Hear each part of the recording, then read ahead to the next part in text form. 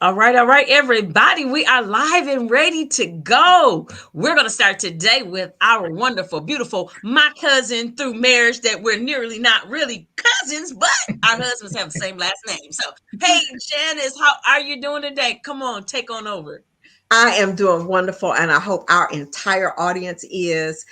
We had an excellent discussion on yesterday where we started off just recapping what transformational leadership is. And we talked about some of the characteristics of transformational leaders, building trust in organizations as a way to improve our ability to transform organizations. So it was an excellent discussion. I got positive feedback, and I'm sure you all did too from anyone who listened. And today we are very much looking forward to continuing that discussion. And for those of you who are really interested, we're also going to talk on tomorrow. This is 3 consecutive days, 11 a.m. LinkedIn Live, to talk about the topic of transformational leadership. I will start off by introducing myself, and then we'll ask everybody else to as well, just brief introductions. I am Janice Allen Jackson. I am the owner of Janice Allen Jackson and Associates, which is a management consulting firm. I and my associates provide services to local government and nonprofit organizations. And I am also host of the Local Matters podcast of Georgia, where we talk about state and local government topics because my background is in local government. That's me. I'll just turn it on over. We'll go over to Gary next for Gary to introduce himself, and then Martha. Thanks, Janice. Hello, everybody, and welcome everybody here to the program. Yeah, we had a great day yesterday, and I'm Gary Hibbs, the founder of the brand new Unleashed to Lead company, which I'm so excited about, just putting everything together. Got my LLC and all that, but my background is a career working with older adults. I started out as an attorney and then a nursing home administrator, and then had a career with Erickson Senior Living for almost 30 years. So I'm getting choked up. I'm so excited. So I just a great career, and loved working with older adults, and fell in love with working with my employees, such that I love seeing people lead themselves first and grow in their potential. So what I do is help people come out of hiding, basically, and be unleashed so that they can fully live and lead. So I'm also a certified John Maxwell coach and a health and wellness coach, and love seeing people be the best, as the Army used to say, be all that you can be. So I am so pleased to be here. Excellent. Martha. Hello, everyone. I am Martha Davidson, the founder of Empowering Minds Now. I serve high achieving women who have a desire to own a seat in the executive suite. I am a certified neuro leadership coach, and I also have started a new movement called the Black Girls Magic Leadership. And that is where we learn to play, where we've learned to play full out without stressing out.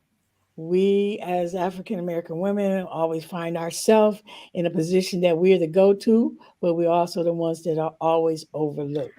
So, my job is to support women in helping them understand how to play full out and not stress out. Excellent. Dwayne, please introduce yourself to us. Thank you, Janice. Good morning, everyone. My name is Dwayne Roberts. I'm an influencer, inspirational speaker, empowerment coach, male empowerment coach, and podcast host of the Leadership Podcast. It's my desire to empower men of faith to align their beliefs with their confidence so they can live life with purpose and walking out their true, authentic leadership style. I also do some work locally with formerly incarcerated community. So I'm passionate about empowering men to take charge of their life and lead themselves well. Okay. Thank you so much. And our excellent, excellent hostess with the mostest, Miss Brigitte Brown Jackson. Tell us a little bit about you. Hey, everybody. My name is Bridget Brown Jackson. Listen, I am an excited behavior wealth strategist. I love talking all things behavior because I want people to understand and know there is wealth in your behavior. We talk a lot about how we can make money, but what about some of those relationships that you have? You want them to be wealthy too, as well. And so, especially being a leader, you got to get that behavior together. So that's what I do in a nutshell. I help leaders develop themselves as well as develop their teams. My business name is Exponential Edge Ventures because I love to have edge ventures. We're going to have fun every time we learn. I'm Bridget Brown Jackson. Excellent. And finally, Letitia B. Russell is joining us today. She was not with us on last time, but today she is, and we're so pleased to have her. Tell us a little bit about yourself. Hey, I'm Letitia B. Russell. I am the co-founder of Russell Craigwell HR Consulting, and I am also the founder of Letitia B. Russell. And so we support organizations through all things HR consulting and coaching, and then also through just in-depth coaching and workshops. We also help organizations eliminate the emotional barriers that truly do restrict productivity and effective job performance. And so we get in there and we really partner with organizations on all things related to emotional wellness in the organization. So super excited to be here today. Thank you so much for being with us. Um, excuse me, you all. We have a big panel today, 6 of us. So we're going to try to create space for everybody to have a chance to speak. And we're going to start off just by defining what inspirational leadership is and how important it is to be an inspiring leader. I know many times we'll talk about the difference between a manager and a leader. And I think one of those differences truly is the ability to inspire those around you. I've heard it also said that if you're leading and nobody's following, you're just out taking a walk. Yes, So, so let's take that and talk some about what inspirational leadership truly means to you. Bridget, you want to lead off with that one? Of course, and this is why, listen, Janice, you said that, and I said, of course. Actually, what I do with leadership is I teach people about their personality preferences, their behavior styles, and mine is inspirational. So I love you again for everybody to understand whether you have a gregarious personality like me or not, we are inspirational leaders. And as you just said, Janice, that's one of my favorite things. If you look back and nobody's following you, you are not a leader. And if you're going to lead, you definitely are going to have to motivate, because everybody does not have that same energy when they come in.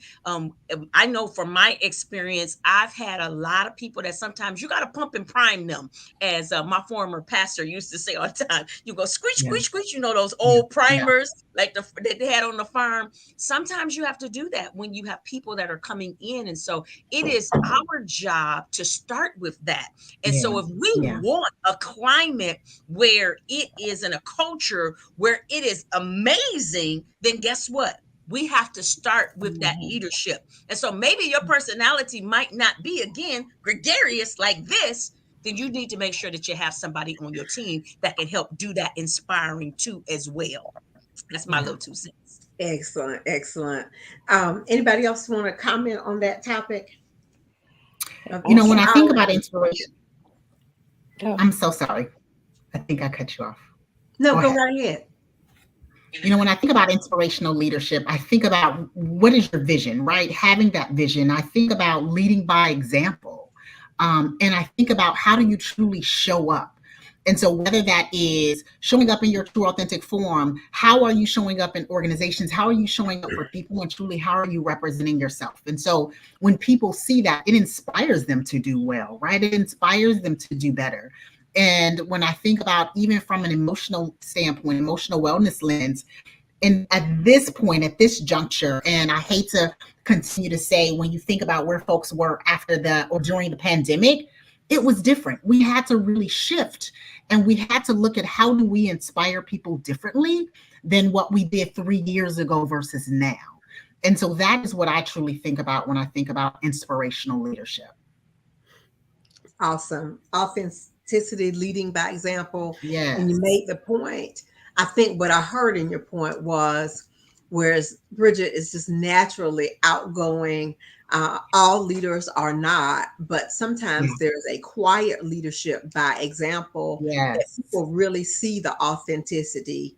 They see Hmm. the real person, and that in and of itself is something that folks want to follow. Yeah. Any of my other panel Absolutely. members want to talk about inspirational leadership and what that is? Yeah, I love what's been said for sure. But the word, and I love tearing apart words, but the word inspire as opposed to expire, Yeah. inspire, really it comes from a Latin word is inspiratus, which means to breathe into, to breathe Yeah. life into. So when we exhale or expire, life is going out of us, but we need the oxygen and the air Hmm. to live. And I think that's what it means. We breathe life into people Yeah. Yeah. when we lead well, and I think that's really important.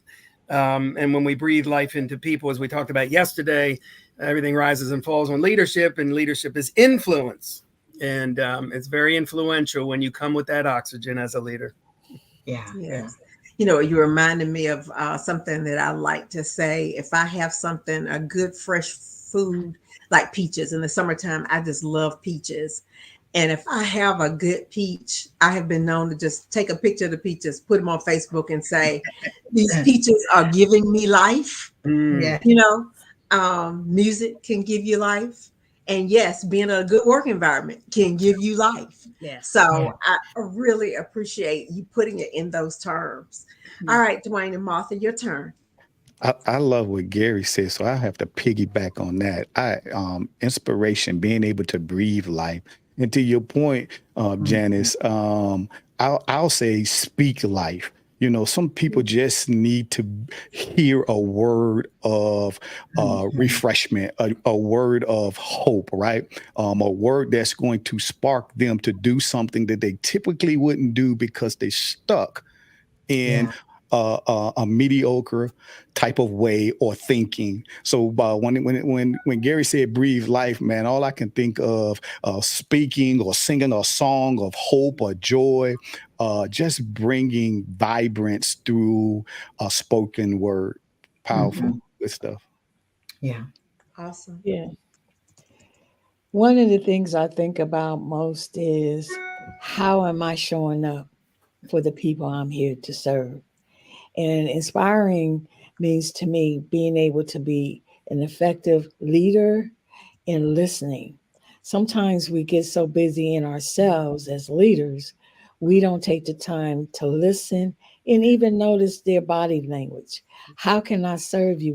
What's going on today? Because we don't know individuals' life stories from the moment they walked out of their house into the moment they walked into the workplace. So it is our job to be that comforter, that reassurance that it's going to be all right when I'm in this space. And Yeah. so that's what I think about when I think about being an inspired leader. Hmm. So people can be inspired just by somebody being concerned about who they are, right? And how they're doing that day or Yeah. that week. Yeah. Okay. Excellent, excellent. Which is to say, there are many ways to inspire. You all have pointed out a number of different strategies for that. And we have someone in the chat who has left a comment saying that inspirational leadership assists others to be their best by causing them to see their potential. Thank you so Mm. much, Raymond, for that. That also reminds me of a situation where I had, sometimes as leaders, we say what we think is the right thing at the time, Yeah. and we may not realize the gravity of it. But I had Mhm. a situation, and I'll invite you all to offer situations where you may have been an inspirational leader or recognize somebody who was that you want to share their stories with us. But I had one where a few years ago, we had a terrible budget year, just a terrible budget. And there were a lot of things that our department directors had requested that we could not fund. And typically it was my practice to invite the department directors into a meeting, a big group meeting, before I provided the recommended budget to our elected officials for that organization. And I wound up saying, hey, this is a tough budget year. I'm sorry. There are a lot of things that you all wanted that I thought were very deserving that I couldn't put in the recommended budget just because the resources were not there. But next year, we're going to have a better year. Now, at the time, I don't even know what possessed me to say that. Because I didn't have any evidence that there was actually going to be a better year. However, came back 12 months later, it was indeed a better year. The resources Mhm. were in place. So I think that sometimes oftentimes, we have to say those things that give people hope. I think, Dwayne, you mentioned the term hope. We have Yeah. to say those things, even though we aren't sure how it's going to come about. In that particular circumstance, it really worked. We had some unforeseen things happen that were very good things that increased our revenue base. So we were able to do a lot of those things that I wish we had been able to do in the previous year. So, any other thoughts for you all on terms of some inspirational leaders or stories of inspirational leaders that you'd like to share, in those instances that led to growth and innovation in those particular organizations? I'll for me, when I think about the individual that transformed me as a leader, inspired me as a leader, some people will say, "Man, my parents or my grandmother." And when I think about how I was raised, those are the individuals that inspire us. But others don't always have that as the source of their upbringing, right? And so you reach back and you think about the people that were in your workspace, in your environment. And for me, that was the person. And I think about a former leader that I had much earlier in my career, and she truly led by example. And in the moment, right, in the thick of things, while I heard her, I didn't really start applying it until I truly understood and I too became that leader. And so I take some of the things that she did and said, and that's how I lead today, right? That's when I think about the folks that are in my space and in my circle in the workspace.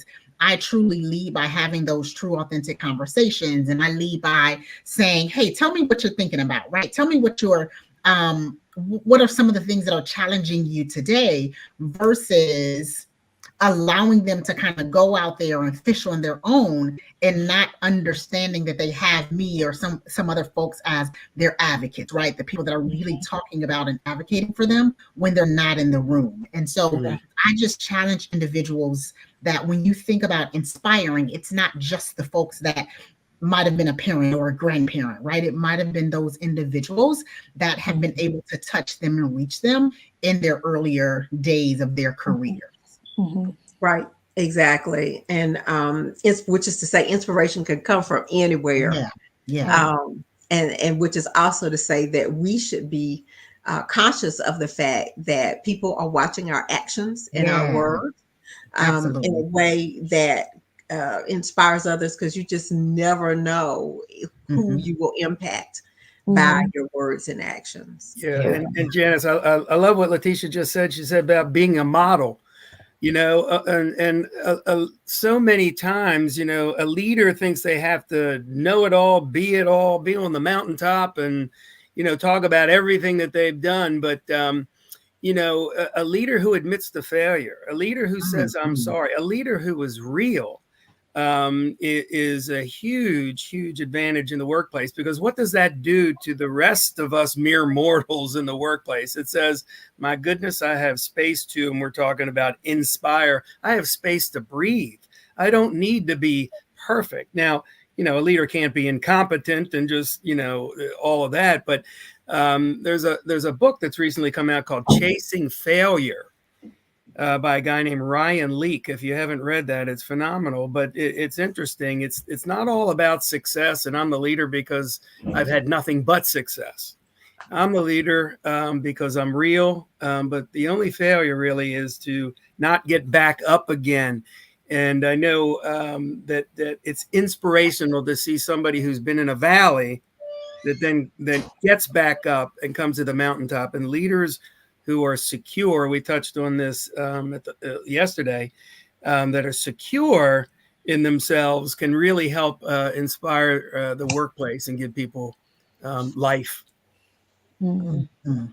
That is awesome. And you and Letitia both are leading into the next segment that we want to discuss. I mentioned at the very beginning, I think when we put this out, we talked about emotional intelligence as a Mm-hmm. part of being a leader. And that's been one of those terms I think that people have used a lot. It's been a catchphrase, Yeah. but do people really understand what it means? So you all have highlighted that resilience, the ability to bounce back and get back up. You talked about the need to listen to people, as Martha talked about, being tuned in to how people around you feel. Those are Yeah. all key components of emotional intelligence. Mhm. Last week, I happened to be taking a course on emotional intelligence. I did a 2 day virtual course where I was trained on the EQI assessment. And of course, when you get trained on these assessments, you have to take it yourself.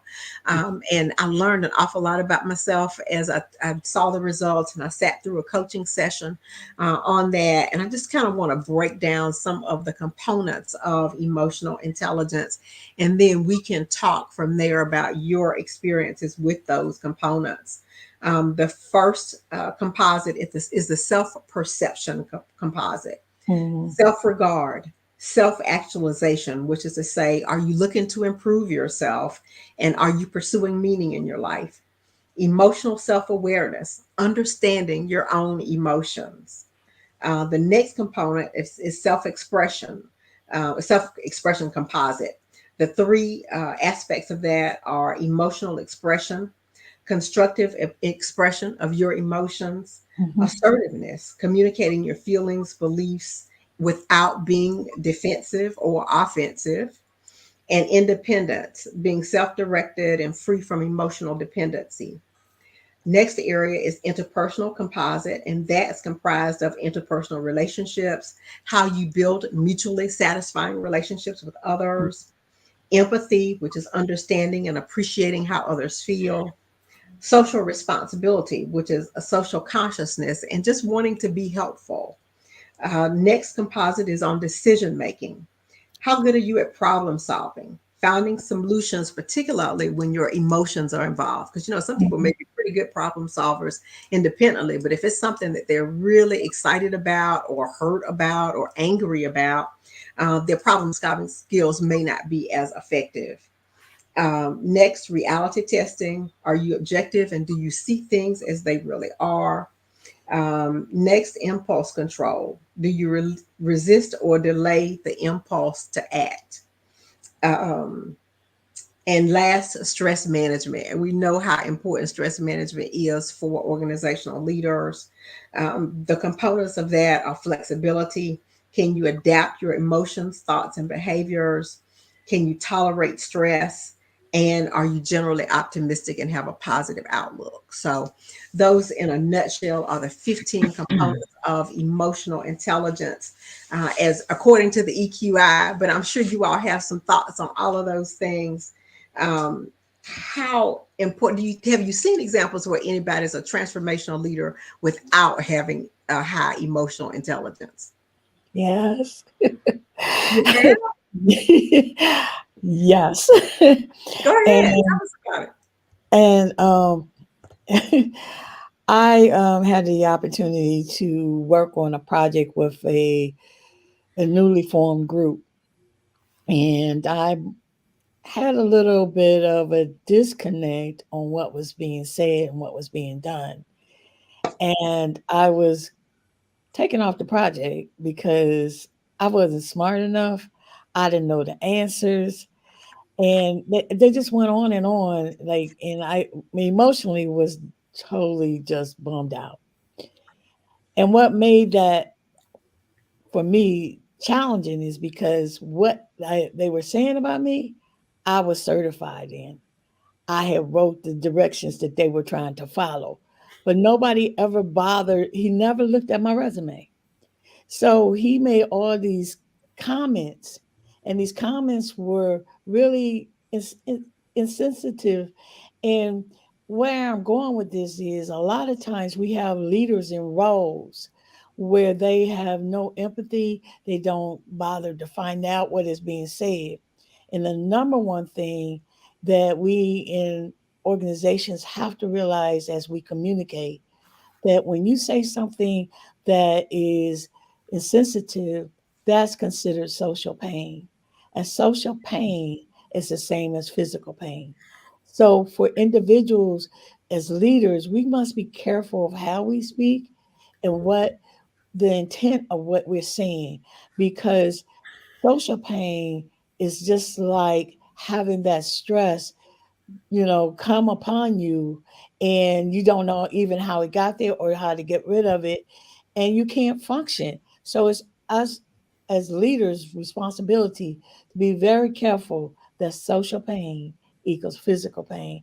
And it's been proven that you can get rid of social pain with an aspirin.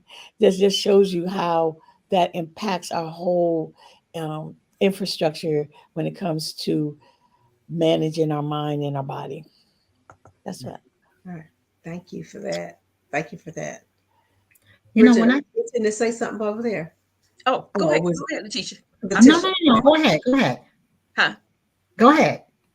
No, I was just gonna say I know where you were going, Martha, but I wouldn't call that person then a transformational leader.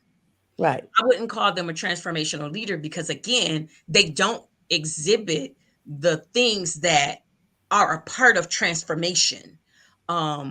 They obviously there is some things that that particular person needed when it came to emotional intelligence.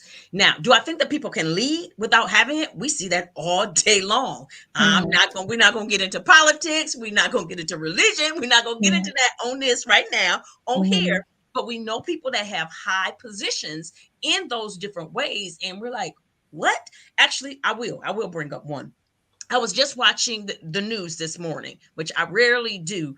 And I don't even know who it was. It was just a quick clip across there, but it was a senator, and they were having I don't know if it was one of the people from the big three that was in front of Congress. I didn't get the context. I just saw the end part. The senator actually stood up and told the person who they were interviewing, saying, "Come on, let's go." And I'm like, wait a minute. Are we watching a leader? Yeah.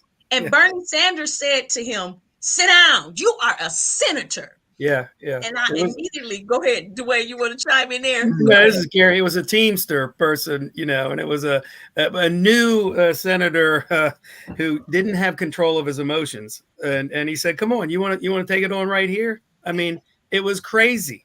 Yes, Emotions run wild. yes. Right. And we I know gotta that, go but look for part this. of them, I gotta go look for this. I didn't see it. I'm gonna go look for it because I'm gonna use it. It goes with what I do for a living. I was like, oh, I gotta Uh-huh. Yeah, find this. yeah. Because as leaders, we have to remember we're in leadership. So we can't say everything. We can't do everything. We can't do what everybody else does. I used to tell my kids that all the time.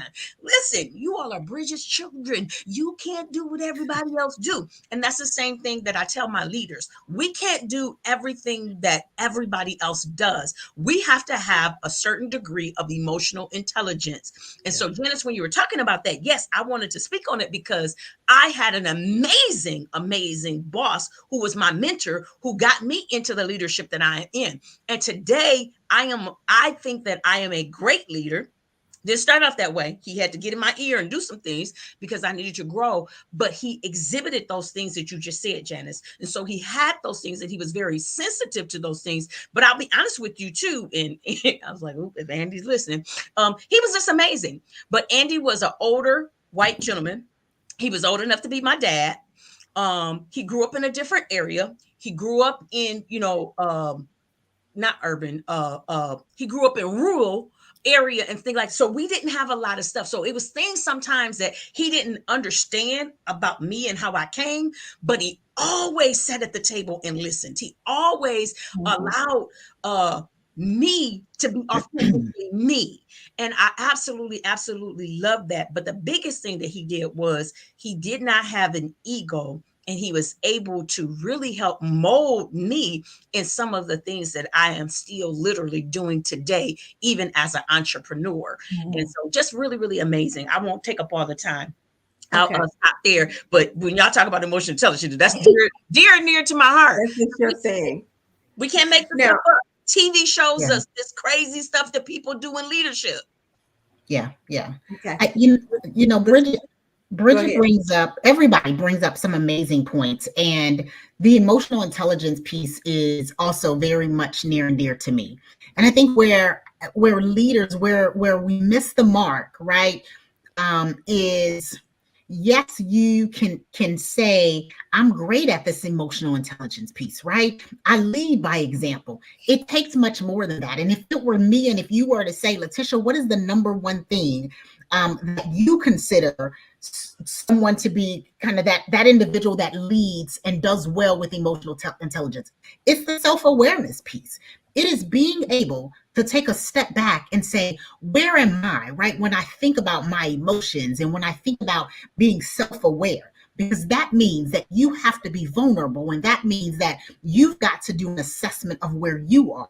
And while Mhm. yes, you can step up and say, I have 5 or 6 of the components or the competencies that relate to emotional intelligence, are you self-aware of where you are, right? And Right. it enables or allows you to navigate some really complex issues and things as humans that we deal with.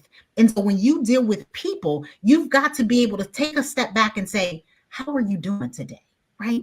How can I best support you today? How are you feeling today? And not just be in that space of go, go, go. And you've totally overlooked the piece that this individual might be dealing with something, right?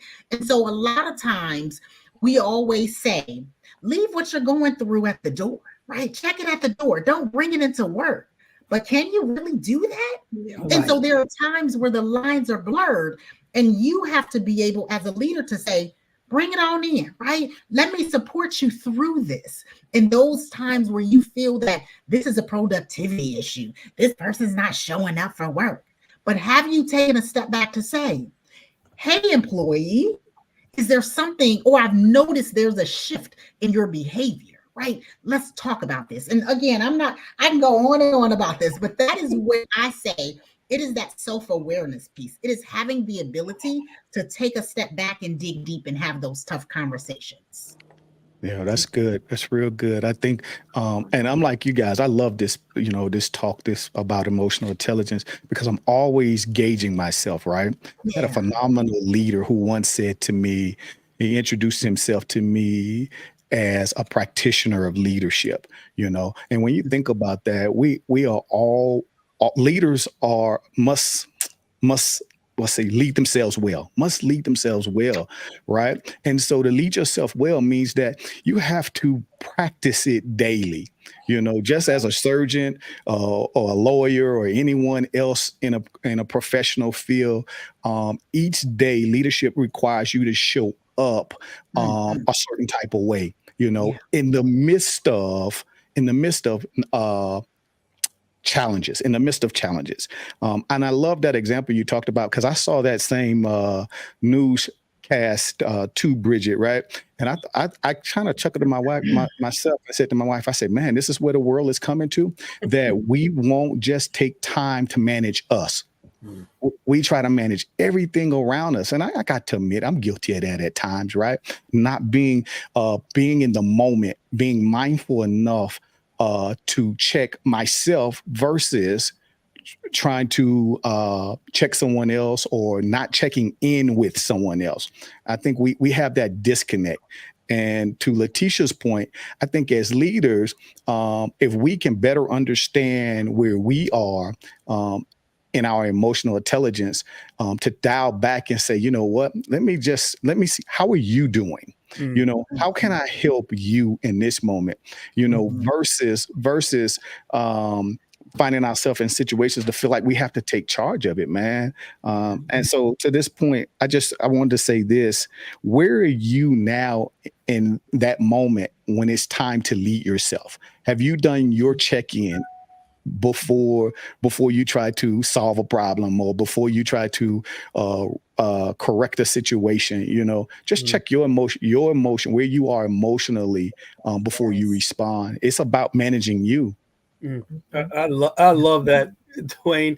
I'll tell you, when Janice was reading the 15 things, I'm saying, I have some work to do. I have some work to do. I mean, one of the first questions in the Bible, and I come from a Christian perspective, is after the fall, God says, where are you? Yeah. Where are you? And Dwayne, you just hit that when you said the word where. It made me think of that. Yeah. Yeah. So the hardest person to lead is me, the man in the mirror. And I have to every day ask myself, where are you? I can't lead out of emotion, but I do need to understand emotion, particularly my own, and to really care for people. People are going to follow leaders, and people generally ask, three questions. Can you help me? Do you care for me? And can I trust you? Yeah. And when we meet people where they are, those three answers, those three questions get positive answers. And like Letitia said, it's hard. You can't be a Spock or an automaton, because that's not going to inspire Mhm. anybody. You meet them where they are, but you cannot lead out of emotion like that Yeah. senator did the other day, Dwayne. I know I was embarrassed, I was kind of embarrassed to be a human being in that moment. I thought, what in the world? Now, he needs grace like all of us do, and I don't want to just Mhm. bash him. I've done that before. Well, I didn't do exactly that, but I have led out of emotion. I knew Yeah. where he was coming from. So, yeah, we can't lead out of emotion, but we cannot be emotionless. Mhm. Thank you so much. And I just want to invite our audience, if you have any questions, comments, anything that you would like to add to the conversation, we welcome you all to do that in the comments. So please leave some comments. I know I see a couple of my fellow Augustans who've wished us a good morning and talked about how awesome the conversation was. Thank you so much for doing that. We just appreciate everything that you've done. We also got a comment here. Those are from Margaret Gardner Taylor, one of my favorite people in all of Augusta, Georgia. Charles Brown, who's always been a supporter of my podcast. Thank you so much for being a part of this. And Willie Jackson mentioned the Apollo America. Mhm. Not quite sure what that refers to. Willie, if you're still on, if you could just give us a little bit more detail in the comments, we'd appreciate it on that. Martha, I do want to ask you one follow up question. When you were discussing the characteristics of someone who definitely seemed not to have a lot of emotional intelligence, now, were you considering that person to be a transformational leader? I, I didn't consider him one, but the company considered him one. And that's Okay. a real issue here, right? In corporate America, that individual is still climbing the ladder and he's being promoted and he doesn't have the transformational skill set. So I was just pointing out that a lot of times we have to be conscious of how we show up. And Mhm. sometimes we need that competency test that you talked about. And a lot of organizations don't offer that. And to the point that was stated, even each of us don't really know our weaknesses when it comes to that emotion in terms of self-awareness, because we have so many coping mechanisms that we are suppressing that are still showing up as not being emotionally intelligent, if that Yeah. makes sense. Okay. Yeah. Because Gotcha. when I think about, my childhood and what I went through, I never cleared some of those traumas and drama, and it showed up in what I Mhm. thought I was well and healed that I wasn't. So, emotional intelligence also needs probably some coaching and probably some actual intervention, even as we as leaders, because we always don't know our hidden spots without the feedback and without individuals sharing their true feelings about how we're showing up for them. And that is an excellent point. This Yeah. EQI assessment is available at a reasonable cost, and it is something that I do as part of my consulting practice. So, out there, if you would like to take a similar assessment, I'd be more than happy to guide you through that process. Well, that's so Um, important, Janice. Can I add to mhm. that's really important. Letitia, I started talking and then I lost my train of thought and you brought it back to me because we don't spend enough. And Letitia is in Letitia. I keep saying Letitia because That's you know okay. Letitia. Letitia. I got two friends and they mix me up all the time. You're good. Letitia. Letitia is in HR. And so, I know you understand this. Productivity is so very important. But when people come in with their things, and people are going to come up with their things because we're not widgets, we're human beings. So we're going to come in. And as leaders, especially in the C suite and all of that. So, Martha, saying what you said, we are putting people on pedestals, we're putting people in positions, and they really should not be there. That's a piece of that.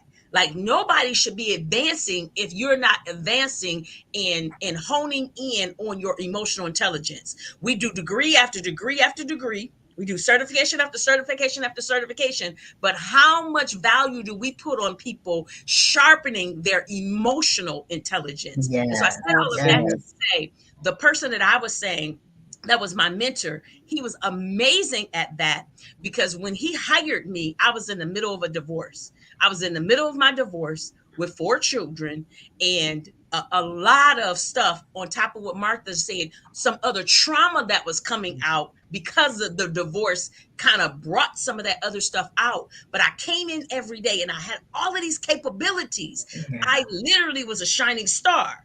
Had he not cultivated that, that could have went the other way. So it's very, very important for us as leaders to make sure that we're honing and sharpening our emotional intelligence so that we can be there for others so they can increase their efficacy in that area too as well. Mm. Bridget, you better say that again. I'm sorry.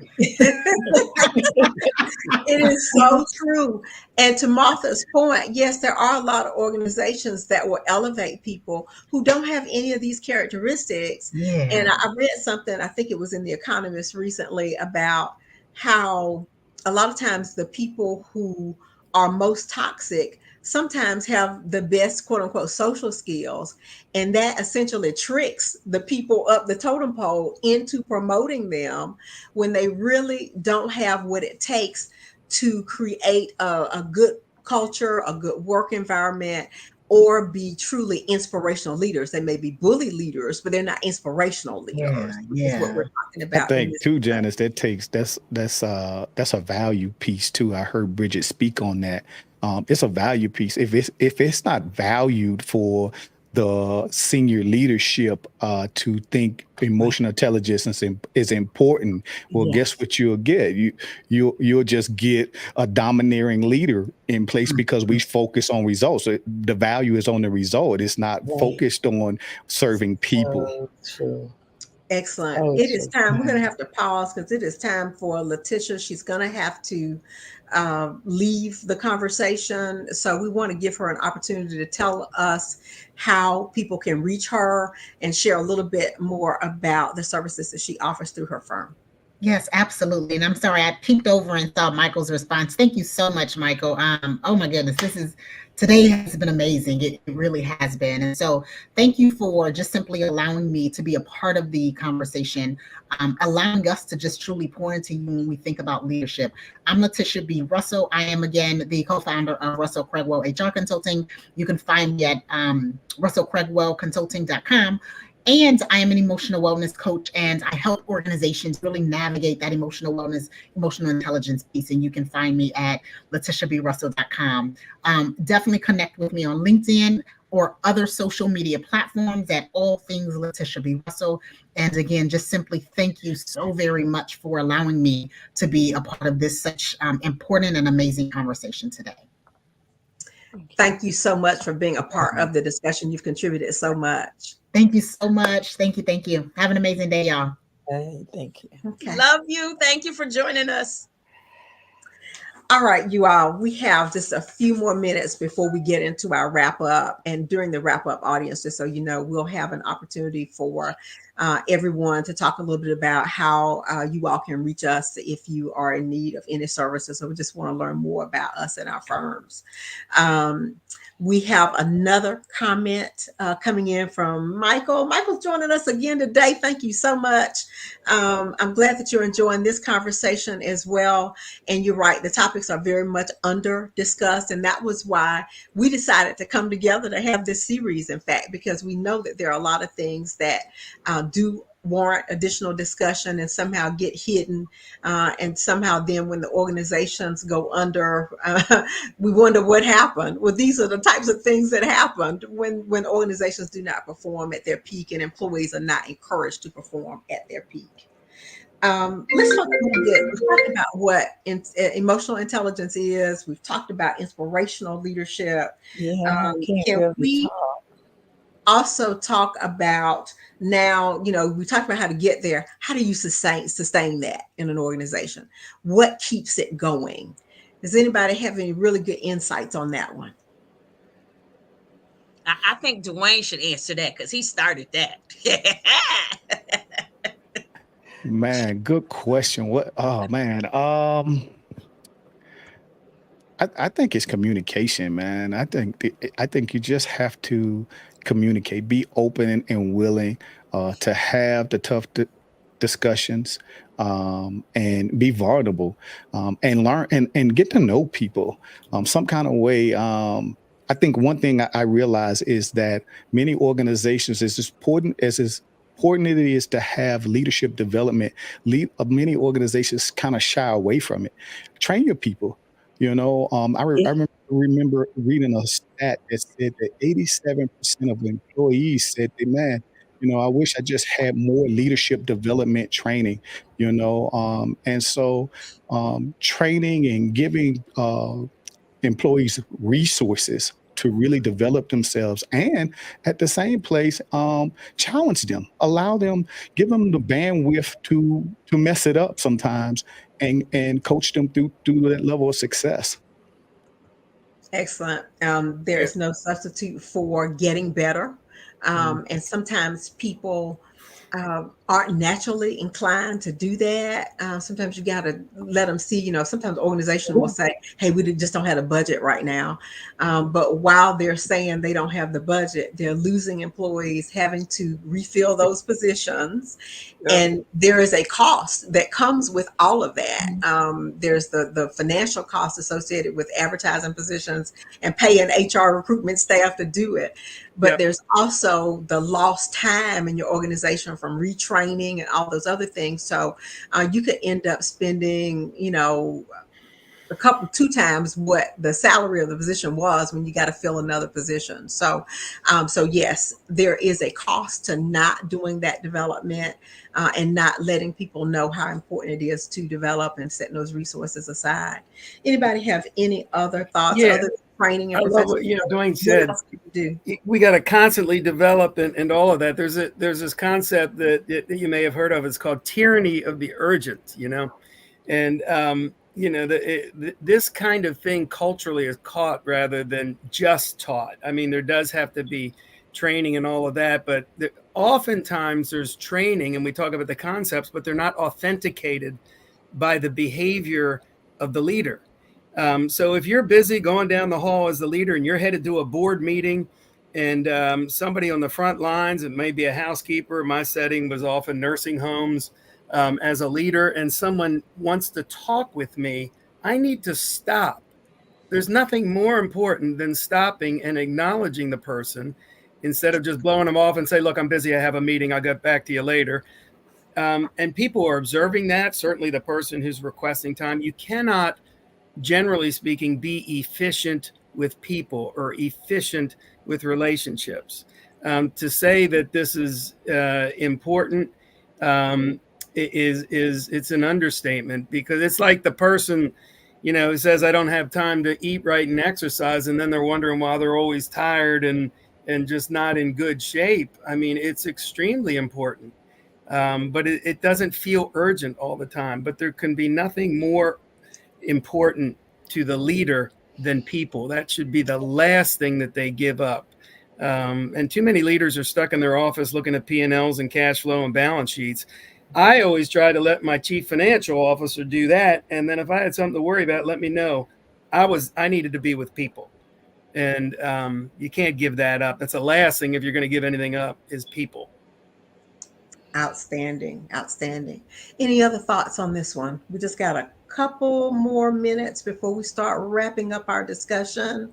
Anybody else want to share on what it takes to sustain inspirational leadership and emotional intelligence. Definitely, I want to chime in and piggyback off what they said. Definitely professional development. Now that's what I do. That's what I do for a company, and the reason why I do it because it's vital. But you just said it, Janice. Literally, either you're gonna pay on the front end or you're gonna pay on the back end. Right. It's just like even with a marriage. I love my husband. We just had our anniversary. Hey, husband, Happy he's anniversary. he's out there listening. That was him talking about Apollo America.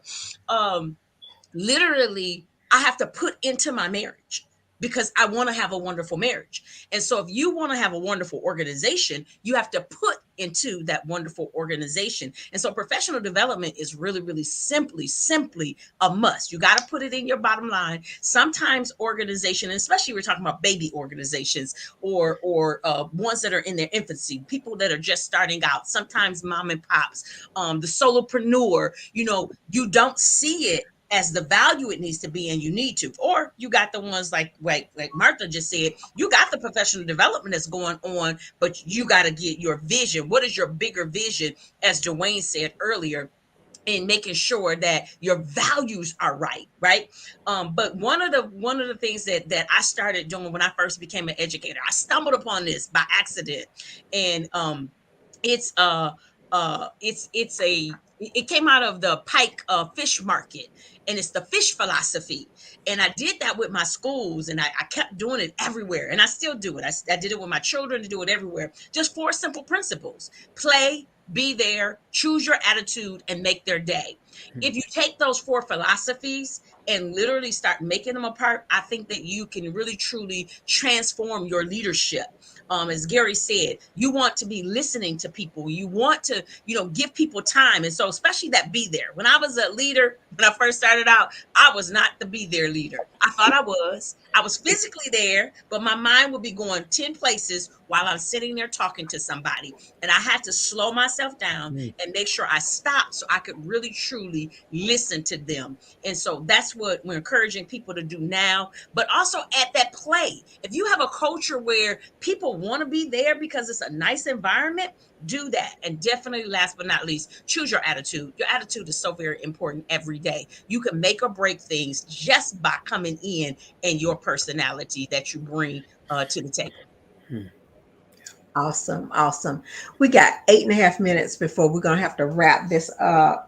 I want to just summarize some of the themes that we have heard throughout the conversation, and then we will allow each panelist to talk a little bit more about themselves and how you reach them. In terms of what we discussed, um, good leaders, transformational leaders, they get back up after a failure. They don't allow themselves to be stopped in their tracks because they failed one time. They're willing to put in the time and effort to motivate others. They demonstrate good energy. They're ready to pump and prime folks in order to get the job done. They have vision. They have hope. They lead by example. Some leaders are more outgoing, some leaders are more quiet, but that example is set by the way that they carry themselves. And whether they know it or not, others are being inspired or uninspired by what they do. They breathe life to inspire. In the Latin, I understand, really means to build, to bring, breathe life into individuals. So those are some characteristics of good leaders. We also talked about other characteristics such as emotional self-control. You have to be aware of who you are and aware of your own emotions, and you have to be able to control impulses so that you represent yourself and your organization in a professional way. You have to be willing to participate in ongoing professional development, not just for yourself, but to encourage that among others in your organization. And you have to be a good listener. You have to be willing to listen to and pay attention to the people in your organization because they're your most important resource. My information is up on the screen. I am Janice Allen Jackson. That is my email address. I host the Local Matters podcast of Georgia. Please subscribe to us on YouTube. We talk about some excellent topics and we have some excellent guests. I also do professional speaking and management consulting. Thanks so much for allowing me to host this. That is my web address as well. You see up on the screen. So if you want to know more about me, please go to janiceallenjackson.weebly.com. And please, please, please connect with with us on LinkedIn. We all want to build our networks. And I also see Sonia Bolden Weaver, another one of my favorite Augustans, who's talking about emotional intelligence down there. And she has to use a lot of that where she works because she's a school counselor working with those children. All right. If I could ask Gary to go next in terms of introducing himself and his business. Sure. It's great to be here. So I just got my LLC, Unleashed to Lead, and building that website. That's just happened. I had a career working with older adults and all of that. I've been doing some work with John Maxwell as a certified coach and leader. In fact, was down in Panama in July working with John to help the Panamanian leaders, which was really neat intercultural thing. So my thing is to unleash people because the hardest person to lead is yourself, and to unleash yourself from those maybe hang-ups, shame, fear, whatever it is, so that then you're in a position to lead other people. So I want people to be unleashed to lead themselves and then in turn others. So it is great to be here. Thanks so much. Thank you so much. Dwayne, can you go next? Absolutely. My name is Dwayne Roberts. I am the owner of Dwayne Roberts and Associates. I like to call it Men of Vision, empowering men of faith to align their beliefs with confidence so they can live with purpose and walk out their authentic leadership style. I'm a speaker, podcast host of the Leadership Podcast. I encourage you, go check it out. Subscribe to the podcast. It's all about empowerment for leaders and men to becoming the best version of themselves. Also do leadership trainings for nonprofits, helping nonprofits strengthen their leadership culture, build a culture, a thriving culture through inspired vision, through alignment and executing to a common goal and task. For you men out there, they're saying, you know what, how do I become the best version of me? Please go over to the webpage, check us out at DwayneHRoberts.com. There you can learn more how we help men become the best version of themselves. Thank you. Excellent. Thank you so much for joining us. Martha, your turn. Yes. Thank you. Thank you. I am Martha Davidson, the owner of Empowering Minds Now.